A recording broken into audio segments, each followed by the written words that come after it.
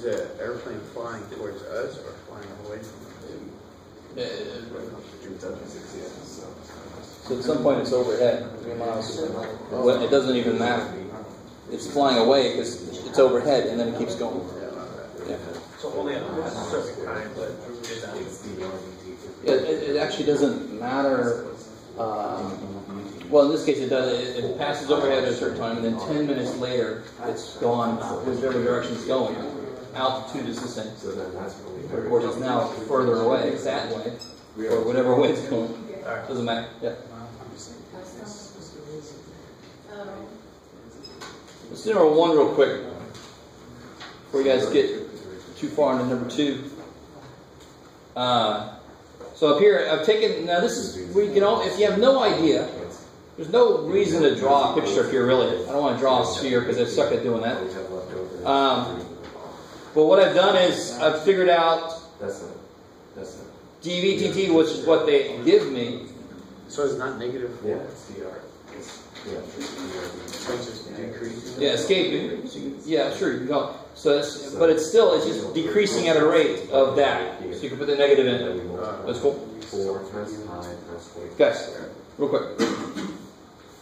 Alright. So I wasn't sure what to do, right? So I figured out what it was they gave me, dVdt, and I figured out an equation for it. I figured out what it was they're asking me, dsdt, and I figured out an equation for it. Now, I like that some of you guys were trying to think ahead of time and saying, well, when you take the derivative volume, don't you get the surface area in there? Sure, but that doesn't really do anything to you. In fact, it's better not to even go that route. Don't try to put a big old S in there. It's not going to help you. So they're asking me ds dt, but in order to know ds dt, I have to know what dr dt is. But from this one, I can figure out what dr dt is. So I got -4, sure, put a -4 in there, that's fine, equals 4 pi r squared dr dt. So what's dr dt? The -1 over pi r squared. 4's go away. I like it. Stop there for a second.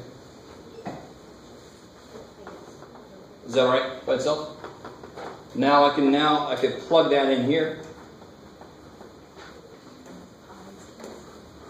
So then ds dt equals -8. Pi's are gone.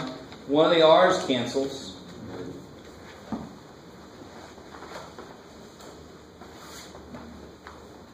And now it's at a time when r is 24. -1/3 what? Centimeters squared. Good. Square centimeters per minute. And why is it square centimeters? Because, of course, this is for 2 reasons. We divided by a single r. We had volume. When you divide by 1 radius, that takes you down the area. I love it. And plus, it's freaking area. So it better be in square units. I like it. So you guys, that was kind of like a double layer problem, right? You had to use this to plug into the other thing. It's really the question. That's why the very first thing you should do is identify the notation and figure out the equations that relate to what I ask you and what I tell you. If you've taken me for pre-calculus, that should sound very familiar.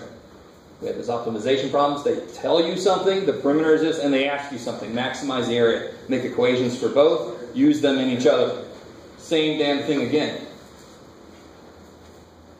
Second one I like a lot, because we haven't seen a problem yet that just talks about theta itself. So I don't know if you guys probably haven't gotten very far on that one. So would it be sine of y?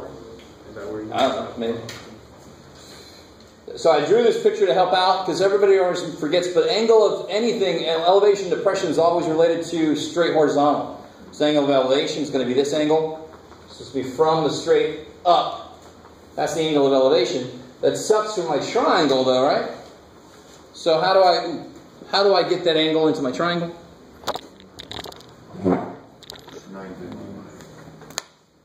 You can use the transversal. You can use, these are parallel lines. Or you can do, this is 90 minus, and that's 90, so this has got to be 90 minus 90 minus. So this is just freaking theta.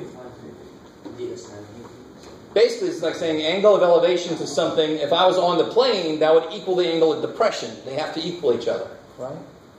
That's a quicker way to look at it instead of doing all that weirdness. So now I've got that worked into my triangle, or I could have just drawn my triangle here. It doesn't really matter. Now you figure out what relates the stuff that I know to what I don't know. So what relates this angle to these sides? Tangent. Yeah, tangent, right? So tangent theta equals Y over X. y over x. And that's why I call this y. Right? My SOHCAHTOA people, this is the only advantage SOHCAHTOA has. And it's a very slight one. And that's why the whole damn thing should go away. But it's a cross, blah, blah, blah. But if this is in the base, x is there, and then y is going to be like the y-axis. So that's in the base. So that's x, that's y. Y over x. Now let's be a little more specific. We know that y is 3. I like it. Now don't substitute. Now see the 10-minute thing? What's 10 minutes going to help me figure out? We'll figure it out, I guess, eventually. It would help me figure out what x is, wouldn't it? Right? 10 minutes later, the sucker's going 300 mile an hour, right? Sorry? 300?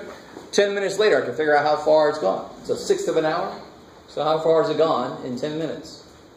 Which is 1/6 of an hour if it's going 300 miles an hour. How far has it gone? 50 miles. But, of course, I really want you to understand. Why was I allowed to plug that 3 in there, but you cannot plug that 50 in there? Never in hell can you do that, ever. 3 is always 3 for this problem. Is 50 always 50? No, it's only 50 for exactly 10 minutes. 1 millisecond before that it wasn't 50, and one millisecond later it's not 50, it's only 50 for that instant. So if you plug in something that's not truly constant, and you take derivatives, you're going to get a bunch of zeros, and you're going to get, nothing's moving. Nothing in the universe is moving. And it's like, that's kind of weird. It's a very strange day. I guess nobody would notice because we'd all be stuck. We wouldn't know what's going on. All right. So now I've got, and what is my question asking me? How quickly is the angle changing? Yes. How quickly is the angle changing? So I know that, what is this? Not that, what is this? That's your dy. I mean dx. dx dt. I like it. So I know dx dt. The question is asking me to figure out what? d theta dt. And I got an equation relating x and theta, which is related to the things that I know. Sounds good? So you take the derivative of that, so it'll be what? Secant. Well, yeah, let's first multiply that. Does that sound all right? Or it doesn't really matter. We can leave it like that. Because then I have to do product rule. It's up to you how I want to do this.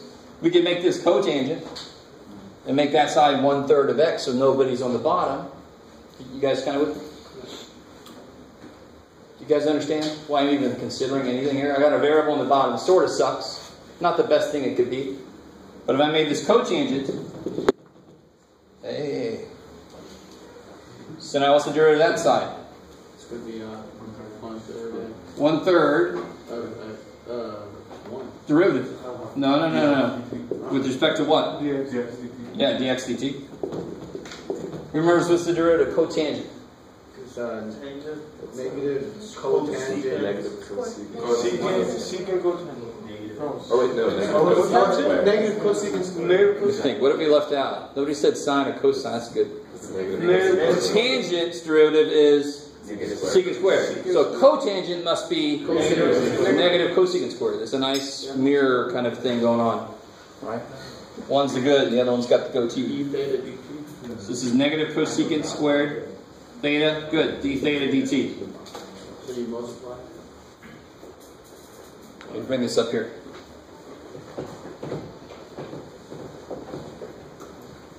And again, if you don't do this, it's not going to change anything. The derivative is just going to look a little different. So I get negative cosecant squared theta d theta dt equals 1/3 dx dt. I know what dx dt is. I want to know what d theta dt is. What is it that I actually don't know? You don't know theta. I don't know theta.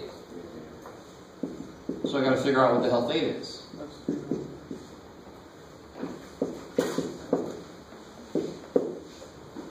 Or I got to figure out what cosecant theta is. Let's get it even better. So I don't have to take some cosecant of some angle. It's easier to figure out what cosecant theta is because I have a triangle where all the sides are easily definable, which means all the ratios of the sides are easily definable. Does that make sense what I just said? So I don't want to go down to theta level, right? You go down to cosecant theta level, which is a ratio of sides of a triangle. So at 10 minutes, this side is 50. Now I can bring this fact in. At 10 minutes, this side is 50, this side is 3. Now I can figure out what the angle would be. So it'll be 50. Using, I can use this. But I want to figure out what cosecant of the angle is. So 50 over 3. So what's cosecant need? 1 over 1. It's 1 over sine. Cosecant's 1 over sine. Which is opposite over. Yeah, so I need to know what the hypotenuse is. Over Over 3. 3, because it's related to sine. Is you guys with me? Alright, I want to show you who's really with me. The big thing to realize here is very often you're going to have to take a little time to figure out what R is. On the other problems, they said at a time when R, like the first one, at a time when it's 24. But they're not going to tell you that directly. Sometimes they're going to tell you, oh yeah, this other thing is this. Now you figure out what the thing you really need. You figure out what, oh shit. So they didn't tell me what angle was. They told me what this was. They didn't even tell me what that was. That's why I really like this problem. They said 10 minutes later. Ooh, I love that problem. So realize what that means. That will something like that will probably show up on a quiz and or a test. Alright, so where am I? So, what is the hypotenuse here? 50 squared plus 3 squared. 50 squared Plus 3 squared. plus 3 squared, square rooted, right? Square root of 2509, right? What is it? 50.09? Right, it's like, trust me. Do it. Alright, so now I know that's the cosecant, so this is going to be negative 50.09. Now let's be smart about this actually, Jeff. Come on. Jeff. This is the whole point of this. It's the square root of 2509, right?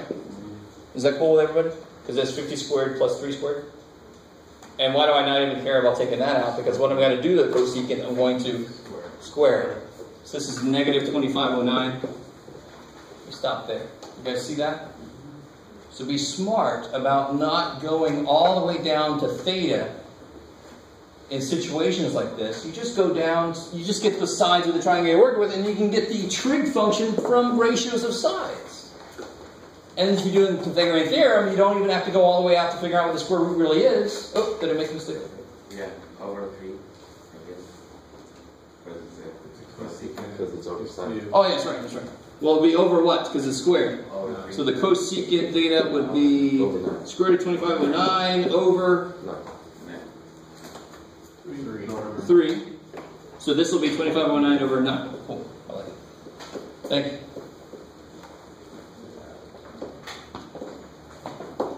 So then finally you get d theta dt. And real quick, what is this angle going to get bigger or smaller as the plane goes away from me?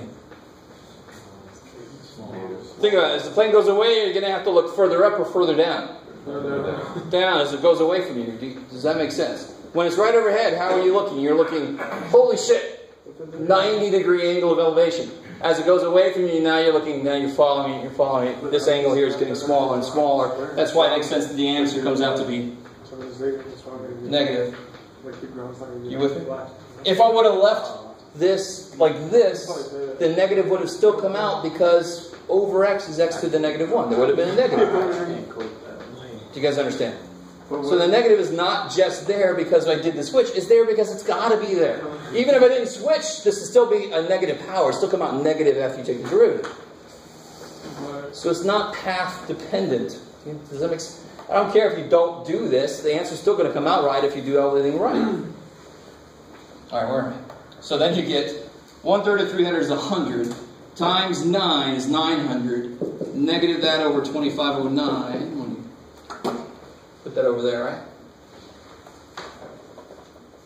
So cool, multiply by 9, divide by 2509. Take the negative over there. But isn't that the rate at that point? Exactly, that's the whole question. At 10 minutes. I put these angle changing after, well, after 10 minutes, right there, at 10 minutes. I should say at 10 minutes. So what's the units on this? Miles. What's this? So Units. so is it Radians. There it is. Radians per hour. hour, right? Because it's per, is it per hour? Yeah. Yes.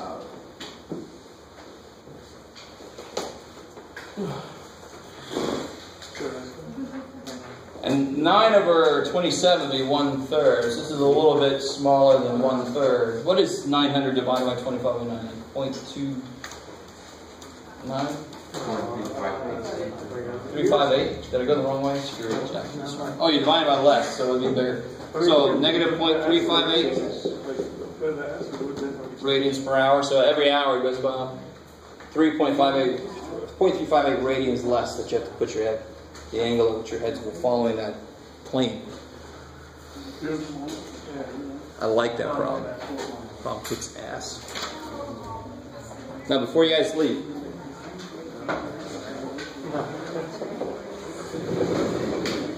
a little preview of 310.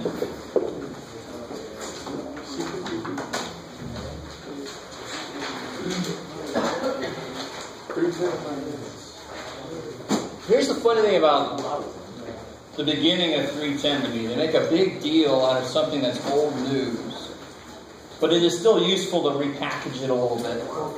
So help me out, guys. If I gave you a function and a point, let me call the point, doesn't matter. Yeah, let me just call it a f of it. What's the tangent line to that function at that point? How do you figure it out? Or two things do you need? Well, you need the slope. And what's the slope going to be? F prime of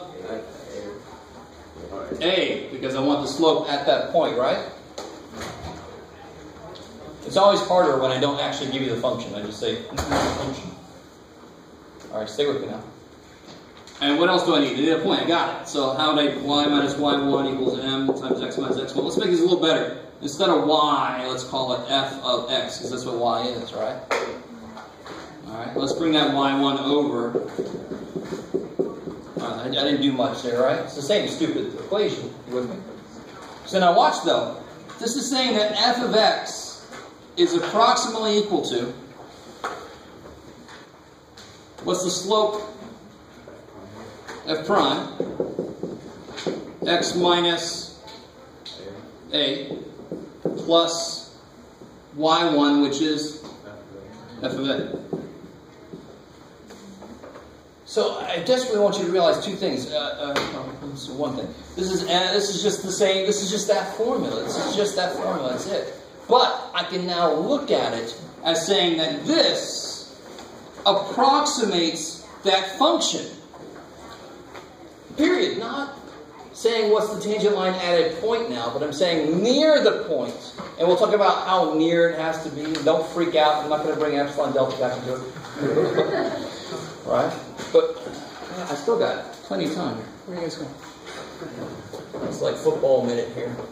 Time out. So watch this, real quick. Square root of x at 4, 2. So I always have to know about approximating a function at some point or near some point. Right? So if I follow the rule, what is f prime of x? 1 half x. Alright, so what's f prime at a, which is 4?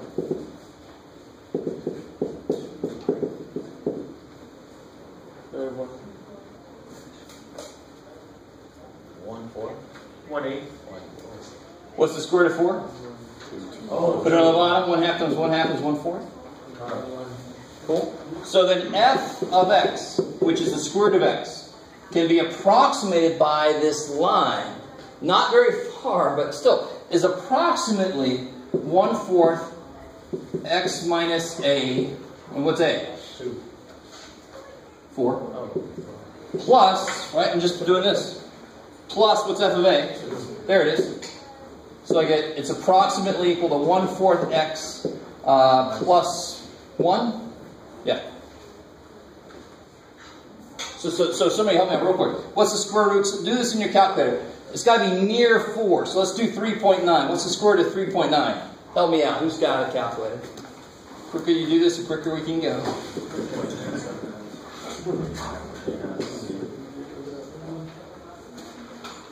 What's the square root of 3.9? 1.97. 4.8. Okay.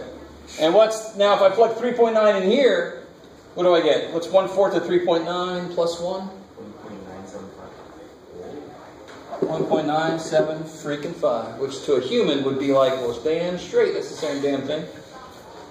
The further I get away from 4 with what I plug in, the worse this approximation is. So then the next level of this discussion would be, well, if I want to be within 0.1 of the right answer, how far can I let myself go away from 4?